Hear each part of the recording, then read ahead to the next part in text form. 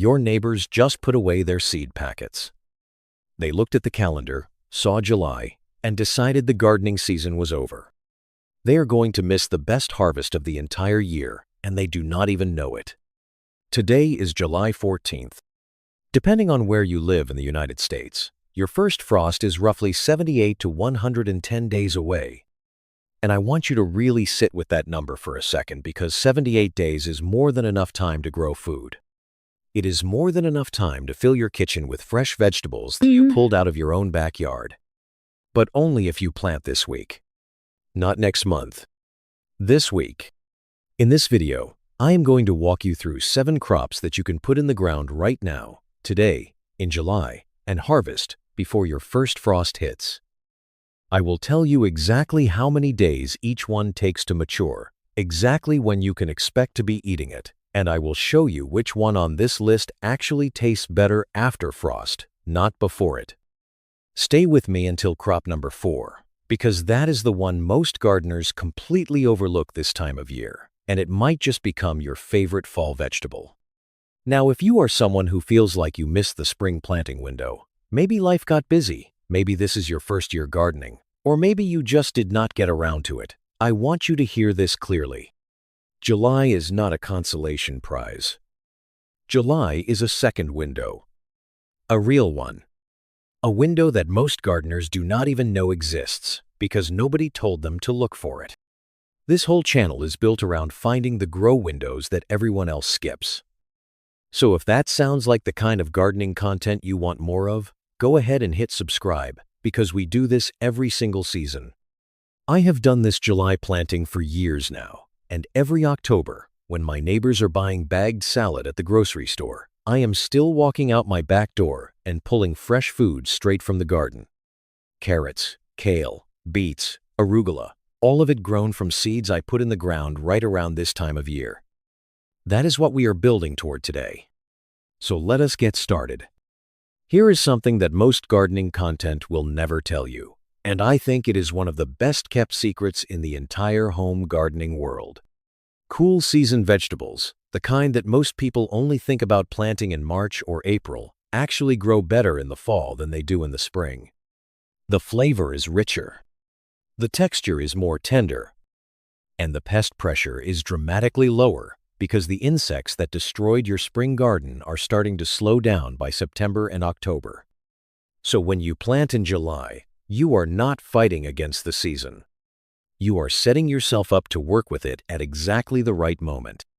Now, before we get into the 7 crops, I want to give you one simple tool that is going to make everything else in this video click into place. It is called Days to Maturity, and you will see it on every seed packet you pick up. Days to maturity is simply the number of days from the moment you put a seed in the ground to the moment that plant is ready to eat. Some crops take 30 days. Some take 80.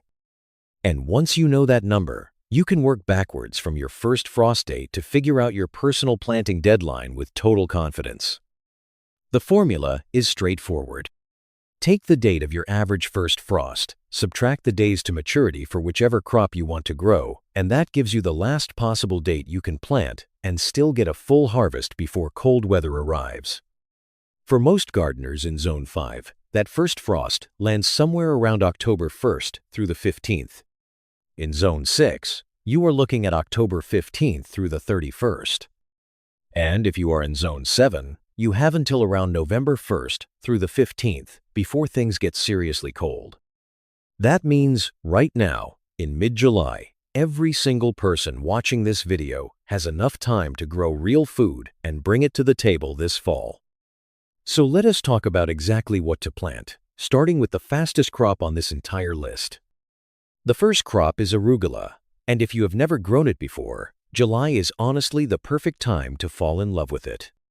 Arugula is ready to harvest in just 30 to 40 days from seed, which means if you go outside and plant it today, you could be tossing it into a salad or laying it across a homemade pizza before the end of August. That is not a long time to wait. That is practically instant gratification in the gardening world. What makes arugula so perfectly suited for a July planting is that it germinates quickly in warm soil and then matures right as temperatures begin to ease off in late August and early September. The result is arugula that is peppery, vibrant, and full of flavor in a way that spring-grown arugula often is not. Look for Astro or Sylvetta at the seed rack, because both hold up better in residual summer heat than standard varieties. Scatter the seeds across prepared soil, press them down lightly with your palm, water gently, and within 5 to 7 days you will see those first tiny green shoots pushing through the surface. Once the leaves reach about 3 inches tall, start harvesting the outer leaves and leave the center of the plant to keep producing. This cut and come again method gives you 3 to 4 weeks of continuous harvests from a single planting. Now crop number 2 is bush beans, and this one is a July planting classic for a very good reason. Bush beans love warm soil, they need no trellis or any special support, and they go from seed to harvest in just 50 to 60 days. Plant them today, and you are looking at fresh beans on your table right around the 12th or 13th of September. The warm July ground actually accelerates germination, and you will often see seedlings pushing up in as little as 5 to 6 days. Reach for Strike, Provider, or Blue Lake Bush at your local garden center. And here is a technique worth using. Split your planting into 2 waves, spaced about 10 days apart, so your harvest stretches across nearly a full month rather than arriving all at once.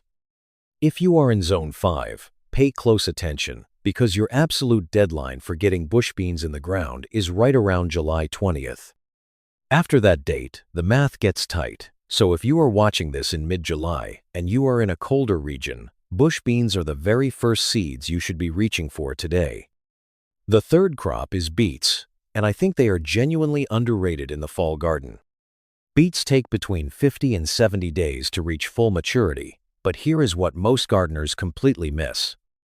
You do not have to wait for the root to develop before you start eating.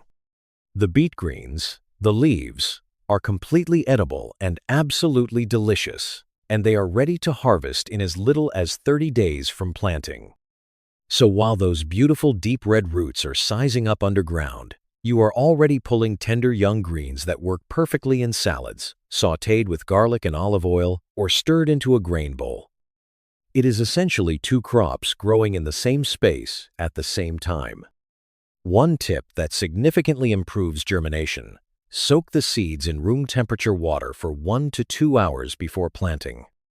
Beet seeds have a hard outer coating, and soaking them softens it and gives each seedling a faster start. Detroit Dark Red is your most reliable all-around variety, easy to find anywhere. And if you want something visually stunning, Chioggia reveals beautiful pink and white concentric rings when you slice it open and makes any fall salad look like it came from a restaurant kitchen. Picture a roasted beet salad with crumbled goat cheese, toasted walnuts, and a drizzle of balsamic reduction, all built around beets you grew from seeds planted in July. That is exactly the kind of October meal this video is building toward.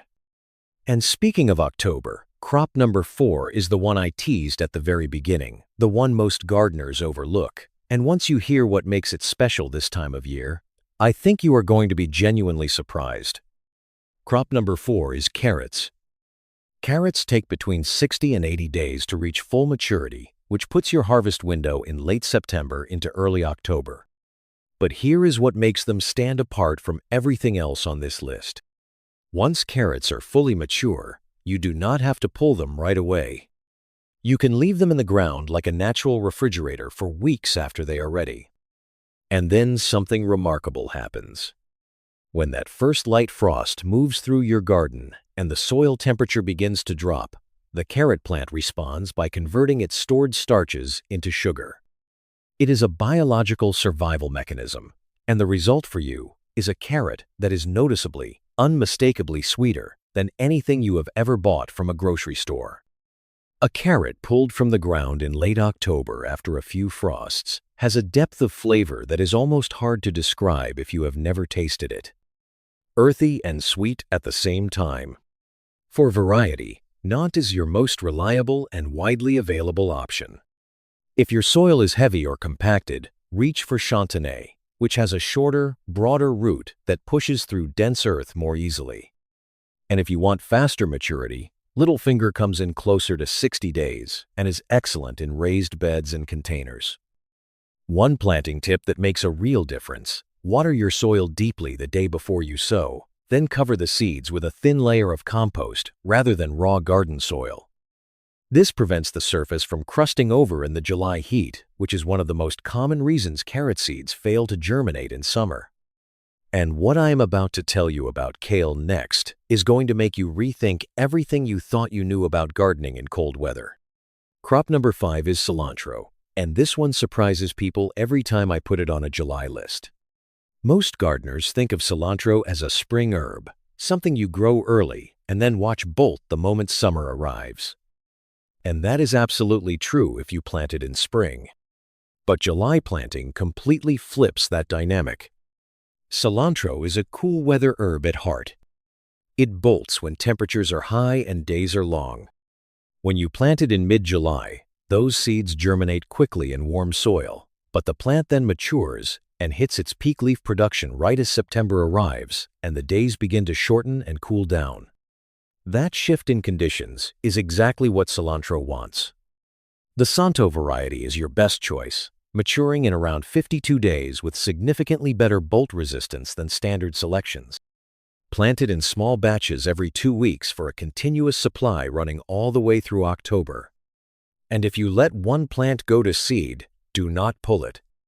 Those seeds are coriander, a warm and citrusy spice that is completely different from the leaf, and you can dry them and use them in cooking all winter long. 2 full harvests from one planting in July. Crop number 6 is kale, and this is the moment I have been building toward since the very first sentence of this video. Remember when I said one crop on this list actually tastes better after frost? This is that crop.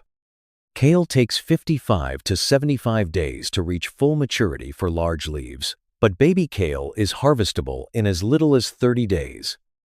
So a July planting gives you baby leaves in August, full-size leaves through September, and then something extraordinary happens in October. When the temperature dips to somewhere between 28 and 32 degrees Fahrenheit, the kale plant senses the cold and begins converting its starches into sugar as a survival response. The side effect for you is a leaf that becomes noticeably sweeter, significantly less bitter, and richer in flavor than anything you tasted from the same plant in September. Red Russian kale responds most dramatically to this frost-sweetening effect, with feathery leaves and a purple-tinged stem that becomes even more vibrant as temperatures drop.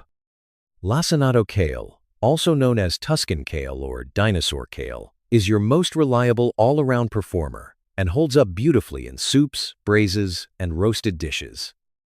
And here is what makes kale truly the crown jewel of the fall garden. It can survive temperatures down to around 20 degrees Fahrenheit, which means in many parts of Zone 6 and Zone 7, you could still be harvesting kale in November and into December from seeds you put in the ground this week.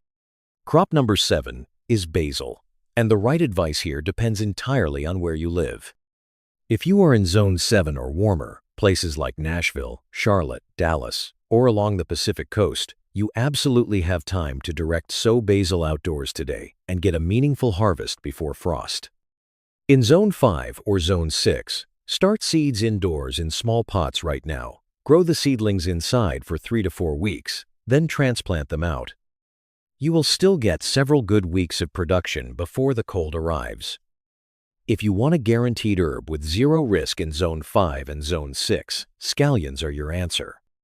They mature in 45 to 60 days, they thrive in every zone across the country, and they keep producing right through the first frosts without any protection at all. For basil, wherever you grow it, pinch off flower buds the moment you see them forming. Once basil shifts its energy toward flowering, leaf production slows and flavor turns bitter. Keeping those flowers pinched keeps your plant in full production mode for as long as possible. Now I want to pause here and give you the single most practical tool in this entire video, the one that ties everything together. It is called the Frost Countdown, and here is how it works. Every gardener in the United States has an average first frost date specific to their location. You can find yours in about 30 seconds by going to the Old Farmer's Almanac website and entering your zip code into their frost date calculator. Once you have that date, the math is simple. If you are in Zone 6 with a first frost around October 20th and bush beans need 60 days, count back 60 days, and your last planting deadline is August 21st. That is 5 weeks from today. For arugula, which only needs 40 days, your deadline pushes out to September 10th, meaning you could plant a second succession in late August and still get a full harvest. Drop your zone number in the comments right now, and I will personally reply with your exact planting deadlines for every crop on this list. I do this for every video, so leave that comment while it is fresh in your mind. 2 final tips to make sure everything you plant this week actually succeeds. The first is shade cloth. When July air temperatures are in the high 80s or low 90s Fahrenheit, bare soil surface temperatures can climb even higher, and at those extremes, many seeds simply will not germinate no matter how much you water them. A lightweight shade cloth at around 30 to 40% density, draped loosely over your seeded area for the first 10 to 14 days, drops the surface temperature enough to make germination reliable. Once your seedlings have their first set of true leaves, remove the cloth and let them grow normally. The second tip is soil preparation the day before planting. Work 2 to 3 inches of finished compost into the top layer of your bed, water the entire area deeply, and let it sit overnight. When you come back the next morning, that soil will be loose, evenly moist, and loaded with the microbial activity and nutrients your seeds need to get off to the fastest possible start. So here is everything you are taking away from this video. Arugula, ready in 30 to 40 days, fresh greens before August is over. Bush beans in 50 to 60 days, landing right in that sweet September spot. Beets giving you greens at 30 days and roasted roots by October. Carrots that get sweeter with every frost, sitting in the ground ready whenever you are. Cilantro that thrives in cooling fall conditions in a way spring planting never allows. Kale that the cold actually improves, still producing strong into November and December. And basil or scallions, making sure every fall meal has something fresh from your own hands in it. 7 crops. 1 planting window. An October table that is entirely yours. Leave a comment and tell me which crop you are starting with and what zone you are gardening in. I read every single one. And if you know someone who thinks their garden season is already finished, share this video with them because one share could give them an entire fall harvest they did not know was possible. Next week, I am showing you how to build a simple cold frame for under $30 that adds 6 to 8 full weeks to your growing season. So hit subscribe and turn on notifications so you do not miss it. Happy planting, and I will see you in the next one.